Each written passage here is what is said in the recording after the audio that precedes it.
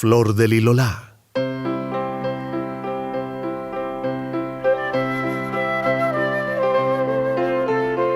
Hace muchos años, en un hermoso país llamado Colombia, a la orilla de un gran río, vivía un hombre rico con Rosalía, su mujer, y 3 hijos, Pedro, Juan y Diego. Rosalía le dijo un día que la encargada de llevar y traer noticias que no tenían dueño, le había dicho que en un lugar no muy distante, al alcance de la mano, se encontraba una flor que daba la felicidad durante la vida y una muerte sosegada cuando se acabara la vejez. Me dijo que era bellísima. Huele a cafetal y tiene 6 pétalos de diferentes colores. El primero, color de las tardes junto al río Magdalena. 2 pétalos, color de cañada limpia. El cuarto, color de la sabana de Bogotá cuando amanece. El quinto, color de montaña lejana. Y el sexto, color de niño recién bañado. Me dijo también que se llamaba la flor de Lilolá y que la están buscando desde los tiempos de la conquista. Pero nadie la ha podido encontrar. Como no sabía dónde estaba, ni podría ir a buscarla, Rosalía se puso a llorar. Lloró durante días y meses. Entonces, el hombre llamó a sus 3 hijos y les dijo: «Necesito la flor de Lilolá para que su mamá no llore más. Es fácil de reconocer, porque tiene colores vistosos y es muy hermosa. Además, huele a café. Está al alcance de la mano y no muy lejos. Al que me la traiga, le daré una gran fortuna, un perro fiel y una hamaca blanca marcada con su nombre. A los otros 2, para que tengan de qué vivir, les daré 100 matas de café, 10 colinos de plátano y una cepa de rosa para que la vida les huela bien». Pedro, Juan y Diego, muy entusiasmados, cogieron sus mochilas, el fiambre que les arregló Rosalía, y se pusieron en camino. Iban bordeando el maizal de un campesino amigo cuando desembocaron en un matorral de guaduas donde la trocha se dividía en 3. Como no sabían cuál camino tomar, decidieron separarse. Pedro tomó el sendero hacia el frente, Juan siguió a la izquierda y Diego a la derecha. Pedro no puso atención cuando les dijeron que la flor no estaba lejos y apresuró el paso para llegar antes de que oscureciera al departamento vecino. Subió lomas, cruzó caños, recorrió potreros. Cuando cayó la noche, estaba rendido.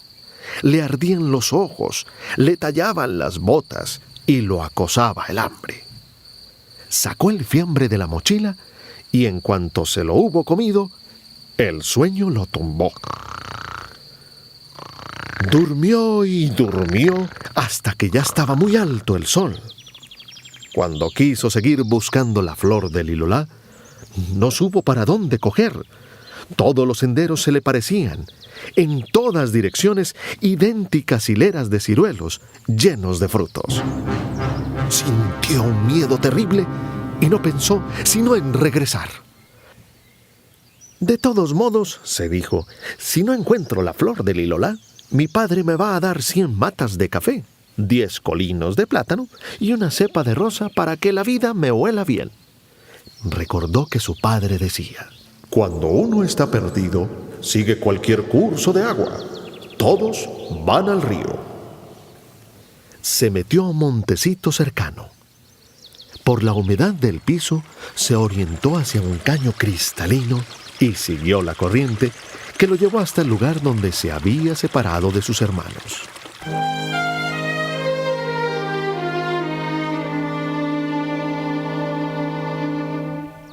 Diego, que había tomado el camino de la derecha, sí recordó que su padre había dicho que la flor no estaba lejos, pero olvidó que estaba al alcance de la mano. Se metió entre el monte vecino y empezó a subirse, uno por uno, a todos los árboles que había. Las ramas le arañaron la cara, los troncos de las ceibas llenos de tunas le rasgaron la ropa. Arañas, avispas, ladillas, cachonas lo picaron por todas partes. No encontró nada. Cuando bajó del último árbol, estaba rendido. Le rascaban las piernas, tenía insectos entre el pelo, entre los calzoncillos, y lo acosaba el hambre. Sacó el fiambre de la mochila y en cuanto se lo hubo comido, el sueño lo tumbó. Durmió y durmió hasta que estaba ya muy alto el sol. Cuando quiso seguir buscando la flor del lilolá, no supo hacia dónde seguir. Todos los árboles se le parecían, por doquier cercos iguales, pastos iguales, novillos iguales. Se sentía afiebrado y no pensó sino en regresar. De todos modos, se dijo, si no encuentro la flor del lilolá, mi padre me va a dar 100 matas de café, 10 colinos de plátano y una cepa de rosa para que la vida me huela bien. Recordó que su padre decía: cuando uno se embolata en potrero con ganado, arrea el ganado y lo sigue. El ganado lo lleva a la casa. Al oír su voz, ¡arre! ¡Huy! ¡Huy! Los novillos alzaron la cabeza, enderezaron sus orejas de fondo rosado, vacilaron un momento y empezaron a caminar con pereza, hasta juntarse en fila india en una misma dirección. Y lo llevaron hasta el lugar donde se había separado de sus hermanos.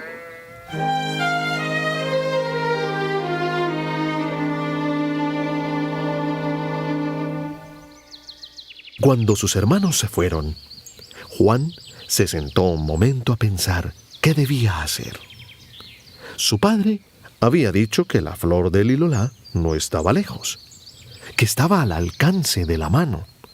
Olía a café y tenía 6 pétalos de diferentes colores. O sea, se dijo, que no debo alejarme ni mirar más arriba de lo que alcance a coger con la mano. Lo mejor será ir despacio, oler y mirar con cuidado. El atardecer junto al río Magdalena debe ser anaranjado fuerte. El color de las cañadas limpias debe ser plateado. El color de la sabana de Bogotá cuando amanece debe ser un verde azul pálido. El de las montañas lejanas puede ser un azul verdoso. Y el de niño recién bañado depende del color del niño. Anduvo despacito. Miraba entre los rastrojos a la vera del camino, en las ramas bajitas de los arbustos. Sin ruido, sin espantar pájaros, ni quebrar ramas. De vez en cuando se detenía para saborear el olor de monte húmedo, la visión de un pedacito de Colombia en tonos verdes, el sabor de mortiños y piñuelas. Estaba tan feliz que se sentó junto al tronco de un gran árbol, sacó el fiambre y se puso a comer. Entonces sintió un exquisito olor a café y vio la flor a todo el frente, junto a una piedra. Se acercó para examinarla. Parecía una orquídea pequeña con un pétalo central de bordes anaranjados que se desvanecían suavemente para juntarse en la base con 2 pétalos laterales en tonos grises y plateados. Los 2 siguientes, uno lila azul y otro azul verdoso. Y en la parte de abajo brillaba un inmenso pétalo con los bordes rizados, tornasolado, cruzado por líneas transparentes en tonos desde el más profundo negro ébano hasta blanco lechoso, pasando por todos los matices de café y crema. Juan se lavó las manos antes de cogerla y buscó dónde colocarla para que no fuera a dañarse. En las ramas de unos árboles cercanos vio un primoroso nido de pipreola, bien tejido, de ramitas leves en el fondo, todo forrado de musgo verde para que pareciera un cogollo al viento. Con todo cuidado, colocó la flor entre el nido y regresó con ella al lugar donde se había separado de sus hermanos.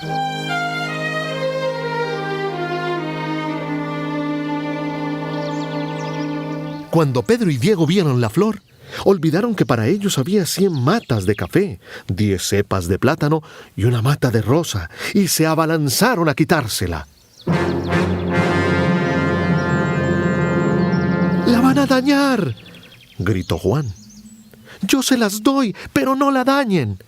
Y entregó el nido de pipreola con la flor adentro. Pedro y Diego, para que Juan no pudiera contarle a su padre que él había encontrado la flor del lilolá, decidieron matarlo. En un matorral, a la orilla del maizal del campesino, lo enterraron y se fueron donde el padre a pedirle la recompensa. ¿Y Juan?, preguntó Rosalía. «Creemos que murió al cruzar los pantanos. Eso nos dijeron por allá». El padre le entregó la flor del lilolá a Rosalía, pero ella siguió llorando y llorando porque se había muerto Juan.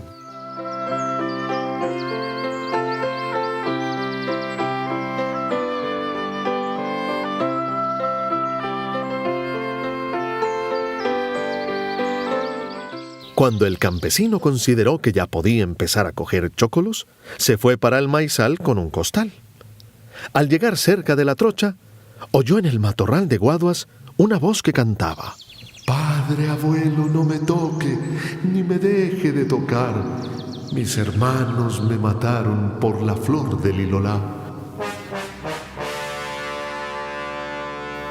El campesino se asustó mucho y corrió a contarle a su vecino lo que había oído.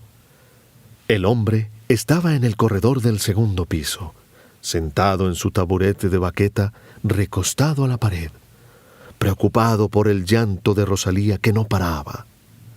Sin comentar con nadie, se fue con una barra y una pala para el lugar que le indicaba el campesino. Y una vez en el matorral de guaduas, empezó a cavar. Y una voz le decía: «Sigue, sigue, padre mío, y no dejes de cavar. Mis hermanos me mataron por la flor del lilolá». Grande fue la felicidad del padre cuando destapó todo el cuerpo de Juan. Se abrazaron, Juan contó lo que había ocurrido y regresaron a casa.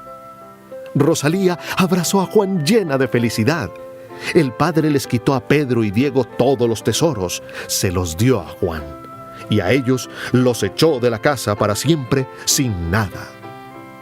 Pero Juan le rogó que les diera las 100 matas de café y los 10 colinos de plátano para que tuvieran de qué vivir. El padre aceptó, pero no quiso darles la cepa de rosa para que la vida no les oliera bueno. Y el hombre descansó porque Rosalía no volvió a llorar hasta el último día en que la vio.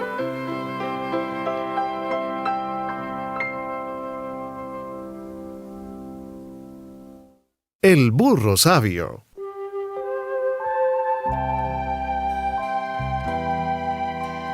A un campo muy remoto llegaron 3 sabios con el ánimo de estudiar la naturaleza para descubrirle sus secretos y sus riquezas. Estuvieron varios días metidos en unas montañas y cuando se cansaron, regresaron hacia la población vecina. Pero les cogió la noche y resolvieron pedir posada en la primera casa que encontraron. Llegaron a un ranchito muy pobre y a la dueña, que era una campesina viejita, le pidieron posada. Ella les dijo que les daría algo de comer, como una sopa y huevos, pero que posada no la había, porque no tenía sino una pieza que era donde ella tenía su cama. Y no había más que el corredor que estaba ocupado con las semillas para sembrarlas. Entonces los sabios le dijeron que les permitiera quedarse en el patio, pues traían chinchorros y como había árboles, allí los podrían guindar. «Lo malo es que esta noche va a llover y se mojan a la intemperie», dijo la viejita. que va a llover?, contestaron los sabios. No, señora, nosotros somos astrónomos, y en la predicción del tiempo, según nuestra ciencia, resulta que no lloverá. Ahí lo verán, pero me da mucha pena que se mojen. Los sabios guindaron, le desearon las buenas noches a la viejita y se acostaron entre sus chinchorros porque estaban muy cansados. Como a las 3 de la mañana, se desgajó un chubasco que empapó a los sabios, que muy confundidos tuvieron que soportar el aguacero. Apenas amaneció, soltaron sus chinchorros y cogieron camino sin despedirse de la viejita, algo apenados por sus predicciones. Cuando ya habían andado un buen trecho de camino, uno de ellos les dijo a los otros dos: bueno, no nos despedimos de la viejita, ni le dimos las gracias, y eso está mal. Pero lo peor es que no supimos cómo conoció ella que iba a llover, y es bueno saberlo. Entonces se devolvieron y le preguntaron por qué había sabido que esa noche iba a llover. Y ella respondió: eso es muy sencillo de saberlo. ¿Ven sus mercedes ese burrito que está amarrado al palo? Pues cuando agacha las orejas y se mete al corredor, es fijo el aguacero, y anoche lo hizo. Y los sabios se fueron todos agachados, sin decir palabra.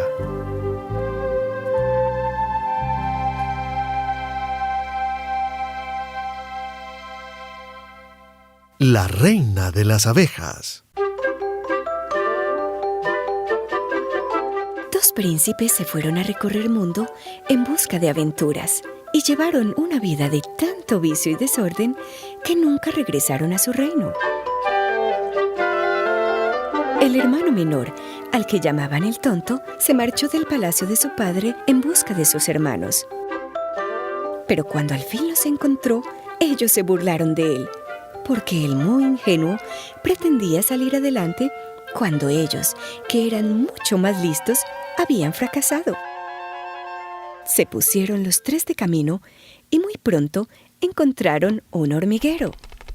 Los dos hermanos mayores quisieron deshacerlo a pisotones, pues les divertía ver cómo las hormiguitas se llevaban alocadamente los huevos lejos del desastre. Pero el tonto les dijo muy serio: «Dejad en paz a esos pobres bichitos, que no os han hecho nada. No os permitiré que los toquéis». Siguieron su camino y llegaron al borde de un lago donde nadaba una bandada de patos.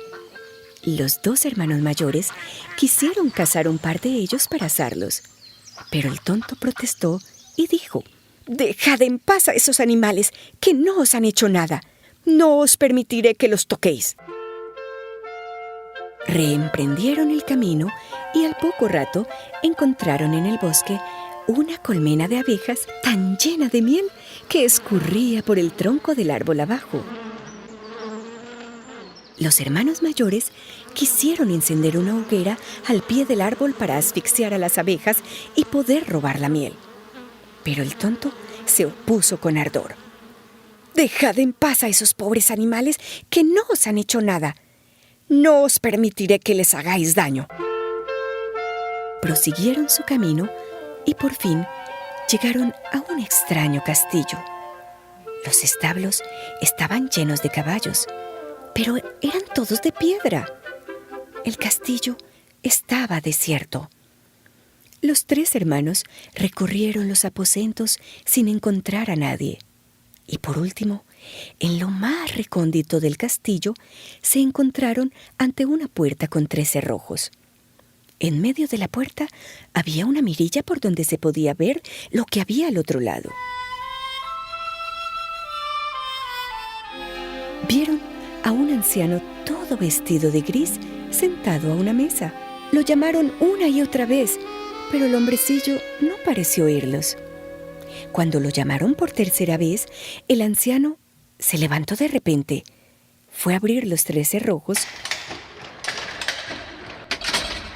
y salió de la habitación sin decir ni una palabra. Los llevó en silencio hasta una mesa deliciosamente servida y no tuvieron más que sentarse y comer.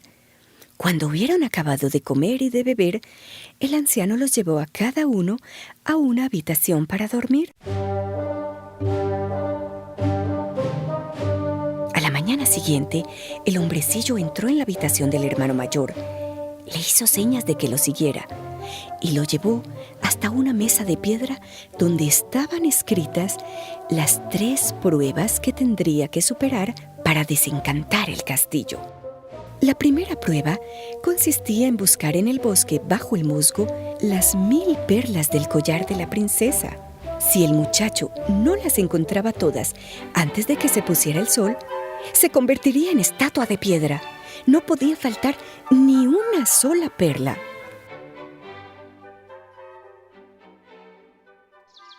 El hermano mayor se fue al bosque y estuvo buscando y rebuscando todo el día. Pero al llegar la noche, apenas había encontrado un centenar. Y sucedió lo que según la inscripción tenía que suceder. Se convirtió en estatua de piedra. Al día siguiente, probó suerte el hermano mediano, pero fracasó como el mayor, ya que apenas encontró 200 perlas. Y también se convirtió en estatua de piedra.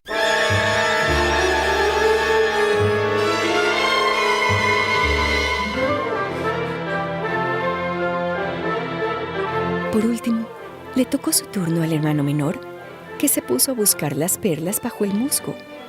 Pero era tan difícil encontrarlas y las recogía tan despacio, que desesperado se sentó encima de una piedra y se puso a llorar. Allí estaba muy consternado cuando ante él apareció el rey de las hormigas que el muchacho había salvado y se ofreció para ayudarle. Y junto con otras 5000 hormiguitas encontraron y reunieron en un santiamén las 1000 perlas del collar de la princesa. Pero aquella solo era la primera prueba. La segunda prueba consistía en encontrar la llave de la habitación de la princesa, que estaba en el fondo del lago. Y cuando el tonto llegó a la orilla del lago, los patos, a quienes él había salvado la vida, se sumergieron en el agua y le trajeron la llave. La tercera era la más difícil, ya que tenía que adivinar cuál era la más joven y guapa de las 3 princesas, las 3 hijas del rey. Pero las 3 se parecían como 3 gotas de agua, y la única diferencia entre ellas era el dulce que habían comido antes de irse a la cama. La primera había comido un terrón de azúcar, la segunda un poco de almíbar, y la tercera una cucharada de miel. Entonces, la reina de las abejas, que el tonto había salvado del fuego, acudió en su ayuda. Probó los labios de las 3 princesas y se puso en la boca de la que había comido miel. Y así, el joven príncipe pudo distinguir a la menor.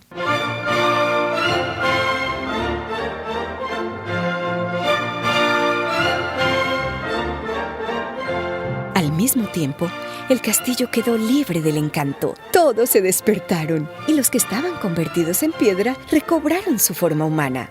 El tonto, pues tal era su apodo, se casó con la princesa más joven, que también era la más hermosa. Y cuando murió su padre, heredó su reino. Y los otros 2 hermanos se casaron con las otras 2 princesas. La paja, el carbón y el frisol.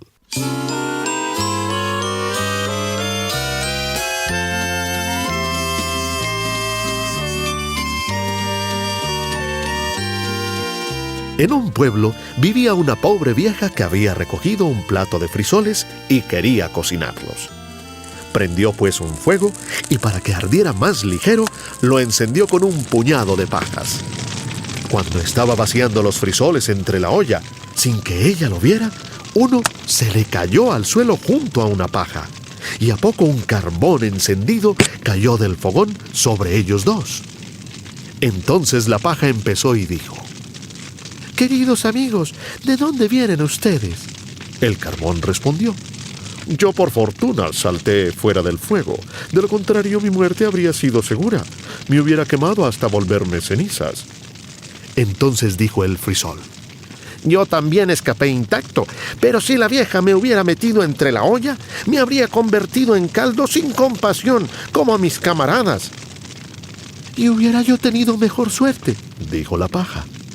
«La vieja ha convertido todos mis hermanos en fuego y humo. Cogió 60 de ellos de una vez y les quitó la vida. Yo, por suerte, me deslicé entre sus dedos». «¿Pero qué debemos hacer ahora?», dijo el carbón. «Yo creo», contestó el frisol, «que ya que escapamos a la muerte con tanta fortuna, deberíamos mantenernos como buenos compañeros y a menos que nos pase otro percance, huir juntos al extranjero». La propuesta les agradó a los otros dos y partieron.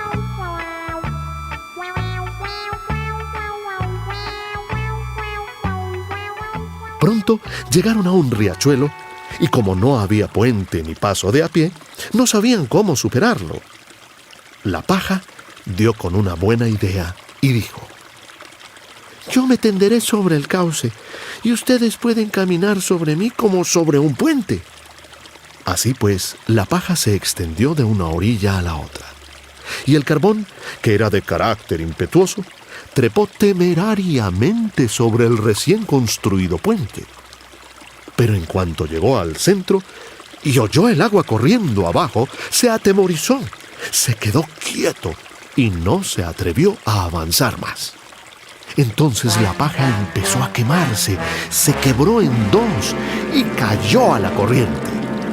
El carbón rodó tras ella, chasqueó cuando tocó el agua y lanzó su último suspiro.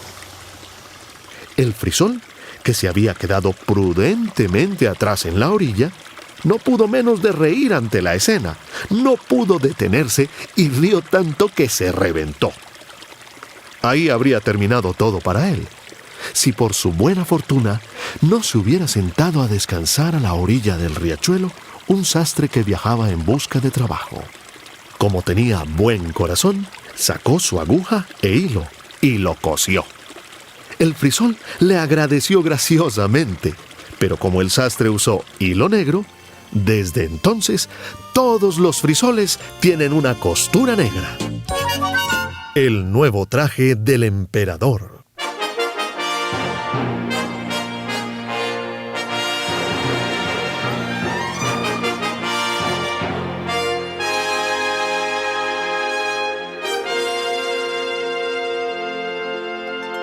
Hace muchos años vivía un emperador que se preocupaba tanto por tener vestidos nuevos que gastaba todo su dinero en eso, para verse siempre muy apuesto. No se preocupaba por sus soldados y por el teatro, y solamente le agradaba salir a mostrar sus trajes nuevos. Tenía un abrigo para cada hora del día, y así como se dice de un rey, «está en consejo», siempre se decía de él, «el emperador está en su guardarropa».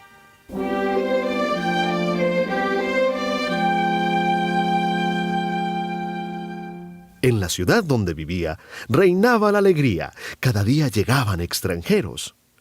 Un día llegaron 2 pícaros que se hacían pasar por tejedores y declararon que podían tejer las piezas más finas que nadie pudiera imaginar. No solamente sus colores y modelos, dijeron, eran extraordinariamente hermosos, sino que los trajes hechos con sus materiales poseían la maravillosa cualidad de hacerse invisibles a cualquiera que fuera incapaz para el oficio que desempeñaba, o de tremenda estupidez. «Esos serían trajes interesantes», pensó el emperador. «Si me los pusiera, podría saber cuáles de los hombres en mi imperio no son aptos para el puesto que ocupan, y podría distinguir los inteligentes de los estúpidos. Sí, me tienen que tejer ese traje ya mismo». Y le dio a los 2 pícaros gran cantidad de dinero para que pudieran empezar su trabajo de inmediato. Ellos instalaron 2 telares y fingieron que trabajaban. Pero no tenían absolutamente nada en sus telares. Para empezar, pidieron la seda más fina y el oro más costoso. Se lo metieron en los bolsillos y trabajaban en los telares vacíos hasta tarde en la noche.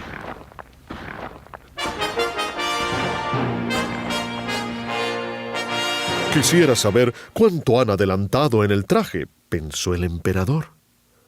Pero se sintió incómodo cuando pensó que los que no fueran aptos para su oficio no lo podían ver. Naturalmente creía que no tenía nada que temer por sí mismo, mas sin embargo prefirió enviar primero a otro para que viera cómo iban las cosas. Toda la gente de la ciudad sabía de los poderes que poseía el traje, y todos estaban ansiosos por saber cuán malos o estúpidos eran sus vecinos. «Enviaré mi viejo y honesto ministro donde los tejedores», pensó el emperador. «Él puede juzgar mejor cómo va el traje, porque tiene buen sentido y nadie entiende mejor que él su trabajo». Así fue que el viejo honesto ministro se fue al lugar donde los 2 pícaros estaban sentados trabajando en telares vacíos. «Misericordia», pensó el viejo ministro, y abrió sus ojos cuanto pudo.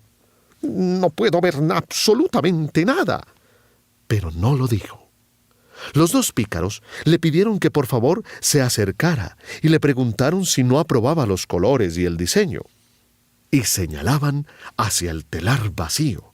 Y el pobre viejo ministro abría más sus ojos, pero no pudo ver nada porque no había nada para ver. «Por favor», pensó, «seré en verdad tan estúpido. Nunca lo pensé. Ni un alma lo debe saber. ¿No soy apto para mi oficio? No me conviene decir que no pude ver el traje». «¿No dice usted nada al respecto?», preguntó uno de los tejedores. «Oh, es fascinante, verdaderamente fascinante», contestó el viejo ministro, mientras observaba con sus anteojos. «¡Qué delicado diseño y qué colores! Sí, le diré al emperador que estoy muy satisfecho con él». «Eso nos alegra», dijeron los tejedores. Y enseguida enumeraron los colores y explicaron el diseño original. Y el viejo ministro oyó con cuidado para poder repetirle al emperador. Y así lo hizo. Ahora los pícaros pidieron más dinero y más seda y oro que aseguraron necesitaban para el tejido. Todo lo metieron a sus bolsillos y ni una hebra se colocó en el telar, pero continuaron trabajando en los marcos vacíos como antes. Pronto el emperador despachó otro honorable hombre de estado para ver cómo iba el tejido y si el traje estaría listo pronto. Le fue igual que al primero. Miró y miró, pero como no había nada para ver sino telares vacíos, no podía ver nada. «¿No es ese un hermoso traje?», preguntaron los 2 pícaros, y extendieron y explicaron el bello diseño que no existía en absoluto. «No soy estúpido», pensó el hombre. «Debe ser que no soy apto para mi cargo. Eso es evidente, pero no debo permitir que se note». Por lo tanto, elogió el traje que no veía y manifestó su placer ante los bellos colores y el encantador diseño. «Sí, es hermoso», le dijo al emperador. La gente toda de la ciudad hablaba del estupendo traje. El emperador quiso verlo mientras estuviera todavía en el telar. Con un séquito de señores escogidos, entre los cuales estaban los 2 honorables hombres de estado, que ya habían ido allí, se fue donde los astutos pícaros que tejían con tesón y fuerza, sin fibra ni hilo. «¿No es esto espléndido?», dijeron los 2 viejos hombres de estado que ya habían ido allí. «¿No observa su majestad el diseño y los colores?», y señalaron hacia el telar vacío, pues creían que los demás podían ver el tejido. ¿Qué es esto?, pensó el emperador. No puedo ver absolutamente nada. Esto es terrible. ¿Soy acaso estúpido? ¿No soy quizás apto para ser emperador? Eso sería la cosa más temible que me podría ocurrir. «¡Oh, es muy hermoso!», dijo en voz alta. «Tiene nuestra regia aprobación». Y aprobó con la cabeza con gesto satisfecho, y atisbó el telar vacío porque no podía decir que no veía nada. Todo el cortejo que lo acompañaba miraba y nada veían, nada más que los demás. Pero como el emperador decía, «Eso es hermoso», y le aconsejaron que luciera este espléndido traje nuevo por primera vez en la gran procesión que tendría lugar próximamente. «Es espléndido, de gusto, excelente», corría de boca en boca. Y de todos los lados parecía brotar un regocijo general, y el emperador les otorgó a los dos pícaros el título de tejedores imperiales de la corte. Toda la noche antes de la mañana en la cual debía realizarse la procesión, los pícaros estuvieron levantados y prendieron más de 16 velas. La gente podía ver que estaban trabajando duro para terminar el nuevo traje del emperador. Fingían que levantaban el traje del telar, hacían cortes en el aire con grandes tijeras, cosían con agujas sin hilo y finalmente dijeron: «Ahora está listo el traje». El emperador en persona vino con sus más nobles caballeros y los pícaros le levantaron un brazo como si sostuviera algo y dijeron: «Mirad, aquí están los pantalones, aquí el saco, aquí el abrigo». Y así siguieron. «Es tan ligero como una tela de araña. Uno pensaría que no tiene nada encima, pero en eso está precisamente su belleza». «Sí», dijeron todos los caballeros, pero no podían ver nada porque allí no había nada. «Su Majestad Imperial quiere condescender a desvestirse», dijeron los pícaros. «Entonces le pondremos sus nuevas ropas, aquí, frente al espejo». «¡Ay, qué bien se ve! ¡Con cuánta precisión le ajustan!», dijeron todos. «¡Qué diseño! ¡Qué colores! ¡Es un traje espléndido!».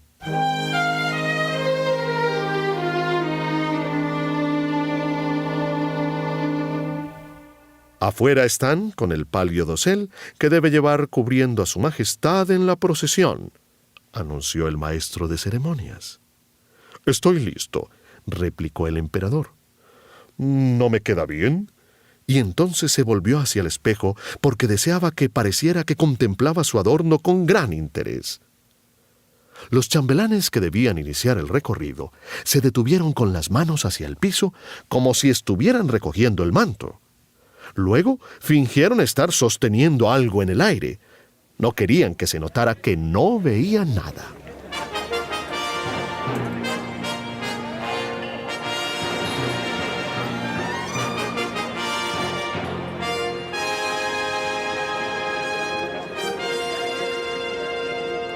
Así fue pues que el emperador salió en la procesión bajo su rico dosel y todos en las calles decían: «¿Cómo son de incomparables los nuevos atuendos del emperador? ¿Qué cola tiene su abrigo? ¿Cómo le sienta?». Nadie dejaba sospechar que no veía nada, porque ello mostraría que no era apto para su oficio, o que era un estúpido. Nunca un traje del emperador había tenido tanto éxito como este. «Pero si no lleva nada puesto», gritó por fin un niño. «Oigan lo que dice este inocente», dijo el padre, y cada cual susurró al oído del otro lo que el niño había dicho. «Pero si no tiene nada puesto», dijo todo el pueblo finalmente. Eso impresionó al emperador porque le parecía que tenían razón, pero pensó para sí mismo: «Tengo que soportar hasta el final la procesión». Y los chambelanes, con más fuerza que nunca, sostuvieron y llevaron la cola que no existía.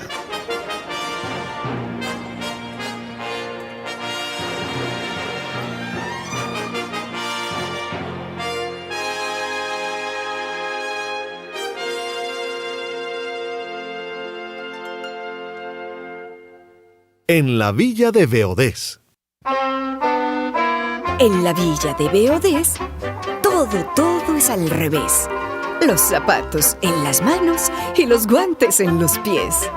En la villa de Beodés, todo es al revés. Cuando compran pagan 4, cuando venden cobran 3.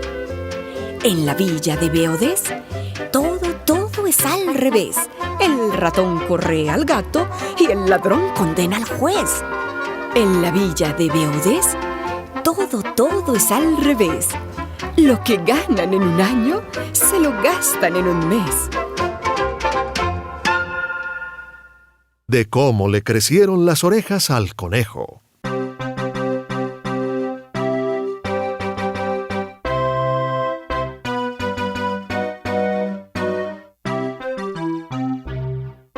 Una vez había un conejo que vivía en un montecito del oriente antioqueño, pequeño, con meros arbustos y sin animales importantes. El conejo resolvió irse a vivir a una selva de verdad. Y se fue corriendo y trotando días y semanas hasta que llegó a un bosque lleno de árboles gigantescos, donde el piso era un mullido colchón de hojas frescas, en penumbra porque los rayos del sol no podían atravesar los tupidos follajes.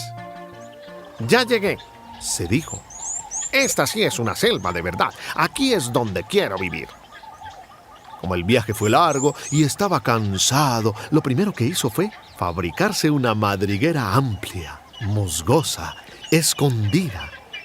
Cuando salió a mirar, ya era de noche. El conejo decidió permanecer fuera de su madriguera para disfrutar de las delicias de su primera noche de selva verdadera. Estaba a punto de caer dormido cuando sintió un movimiento de hojas trituradas, como estripadas por alguien muy grande y pesado que se le acercaba. Abrió un ojo y ¿qué vio? A todo el frente, por entre una trocha, avanzaba un animal enorme, cola gruesa, garras poderosas y los colmillos más afilados que había visto. Traía la cabeza gacha, husmeando el aire, y lo peor de todo, parecía hambriento. El conejo, estremecido de arriba a abajo, por dentro y por fuera, se enderezó en sus patas traseras y a correr se dijo. Se clavó de cabeza en su madriguera y en vez de dormirse, se desmayó. Al día siguiente despertó con mucha hambre. Salió a merodear con mañita, mirando en todas las direcciones, frunciendo el hocico sin parar. Como no vio ningún peligro, se aventuró más lejos, hasta un terreno destapado, iluminado por el sol. Y empezó a comer las deliciosas hierbas y fruticas que en gran variedad, en todos los colores y de todos los sabores, le ofrecía la llanura. Estaba ruñe que ruñe cuando sintió encima de su cabeza un remolino en el aire y un aleteo poderoso que se le vino encima. Apenas alcanzó a levantar la cabeza y que vio un águila poderosa que con las enormes alas abiertas hacía sobre el prado una gran sombra movediza que se agrandaba a medida que bajaba. El conejo, estremecido de arriba a abajo, por dentro y por fuera, se enderezó en sus patas traseras y a correr se dijo. Se clavó de cabeza en su madriguera y en vez de dormirse, se desmayó. Al día siguiente despertó con mucho calor. Salió de casa en busca de agua para calmar la sed.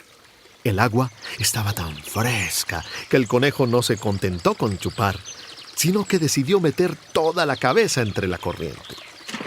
Abrió los ojos entre el agua y ¿qué vio? Casi se le salen los ojos de las órbitas. Por el centro del cauce avanzaba directamente hacia él un enorme cocodrilo, como un tronco verdoso, calloso, arrugado. Traía la gran boca entreabierta como en una sonrisa maligna, y era fácil distinguir hiladas de filosos colmillos. Al conejo se le salió el agua que tragaba. Se resbaló en la greda de la ribera, casi se cae de para atrás. Estremecido de arriba a abajo, por dentro y por fuera, se enderezó en sus patas traseras y a correr se dijo. se clavó de cabeza en su madriguera y en vez de dormirse, se desmayó. Al día siguiente se dijo: Así no se puede vivir. y como era inteligente se puso a pensar. Dios que hizo los animales podía hacerlo crecer lo suficiente para vivir tranquilo, sin que todos se sintieran con derecho a molestarlo cuando comía, cuando bebía, cuando dormía. Pero, ¿cómo dar con Dios? No había acabado de decir esto cuando lo rodeó un enjambre de diminutos insectos variados que revoloteaban alrededor de su cabeza. Salió corriendo y espantándose los bichos, pero estos no lo abandonaban.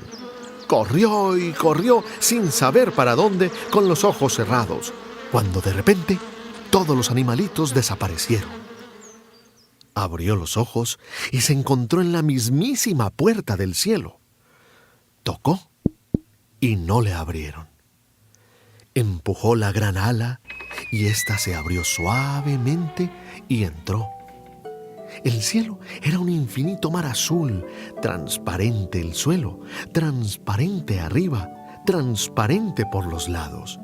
El piso era blandito, el olor exquisito. Se oían músicas diversas y por todos lados rumor de gente como si hubiera una fiesta. No sabía para dónde coger. ¿Y ahora cómo doy con Dios?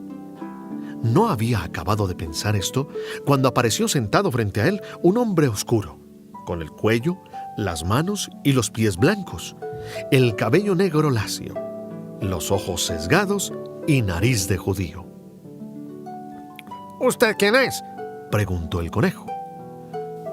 Dios, ¿no ves que soy de todos los colores y todas las razas? Sí, lo vi como raro. Si es Dios, ¿me puede hacer un favor? Es mi oficio. Claro que me gusta que me saluden primero y que me den las gracias al final. Buenos días, señor. ¿Me puede hacer un favor? ¿Y cómo que sería? Pues vea, lo que me pasa es que me vine del oriente antioqueño porque quiero vivir en una selva de verdad. Pero los animales ahí son demasiado grandes para mí. No puedo ni comer, ni beber, ni dormir, con esos grandulones merodeando por todas partes. Quisiera que, ya que usted tiene tanto poder, me hiciera más grande para poderme defender y para que no me dé tanto miedo. Yo no tengo ni cachos, ni colmillos, ni veneno, ni espinas, ni garra, ni nada. Pues bueno, si quiere lo hago más grandecito, pero primero me tiene que demostrar sus capacidades para enfrentar peligros. Tráigame un colmillo de la culebra, una uña del águila y un enjambre de abejas. Y no dejamos de arreglar.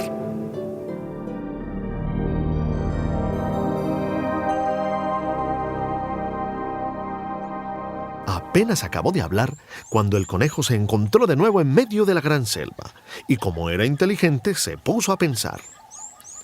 De un palo de totumo tomó 3 calabacitos, les sacó la pulpa, les abrió huecos para poderlos colgar de una pita y se los amarró de la cintura. Se fue a caminar, silbando, haciéndose el distraído y diciéndole a todo el que se encontraba: Me dicen que la culebra no cabe en una de estas totumas. Yo no sabía que fuera tan gorda. Debe ser como una ballena. El chisme se regó por todo el vecindario hasta que llegó a oídos de la culebra.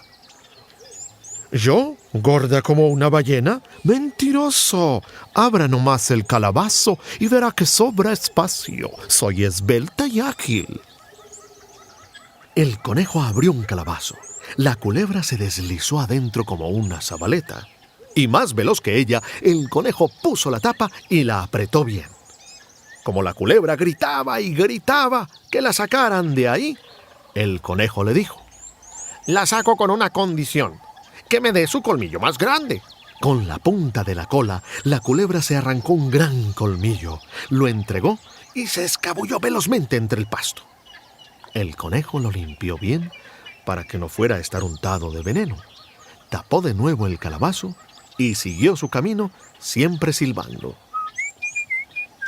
No había caminado mucho cuando divisó el águila que revoloteaba buscando una presa. La llamó a los gritos y cuando ella empezó a descender, le dijo: Si no me hace nada, yo la llevo a un lugar en donde tendrá comida hasta hartarse por muchos días. Pero es lejos y yo no puedo ir a pie. Usted verá si me monta al anca. El águila se posó en el suelo. El conejo se montó sobre su lomo de un salto y antes de que alzara el vuelo, lanzó su soga, la agarró del cuello y la amarró a un palo. No la dejo ir si no me deja cortarle una uña. Bien pueda cortármelas todas, gimió el águila, pero déjeme ir. No necesito sino una. Sacó el cuchillo, le cortó la uña, se apartó un poquito antes de soltarla y salió corriendo a esconderse. Metió la uña en el segundo calabacito y se fue a buscar las abejas. Untó el fondo del calabazo que le quedaba con bocadillo del que tiene 2 colores de guayaba y arequipe. Se escondió entre el musgo y esperó. Al poco rato fueron llegando en bandadas las abejas de un panal, encantadas de encontrar azúcar tan cerca. En cuanto el calabacín estuvo lleno hasta el tope, el conejo prendió un fósforo para que no lo picaran, se acercó y tapó el tercer calabazo. Y se fue a buscar a Dios. La puerta seguía sin llave. La empujó y entró. ¿Y usted ya volvió tan ligero?, le preguntó Dios. Pues, ¿qué le parece que las cosas me salieron bien? Y no me dio brega conseguir los encargos. Vengo a que me haga, pues, el favor de hacerme más grande. Dios lo miró un rato y después le dijo: más grande no, pero más grandecito sí. Porque si siendo tan pequeño les puede a esos animales que hacen correr a todo el mundo, ¿qué cosas no hará si lo hago más grande?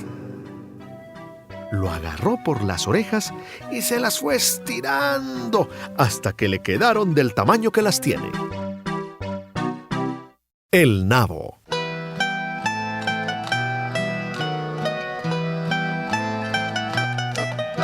Un abuelo plantó nabos. Creció uno grande, redondo, tremendo.